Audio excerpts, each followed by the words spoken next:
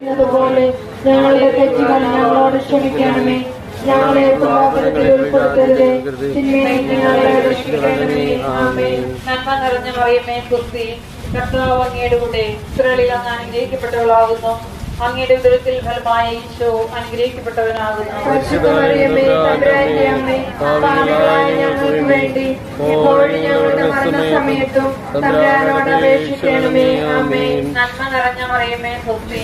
കർത്താവ് അങ്ങയുടെ കൂടെ സ്ത്രീകളിൽ അങ്ങ് അനുഗ്രഹിക്കപ്പെട്ടവളാകുന്നു.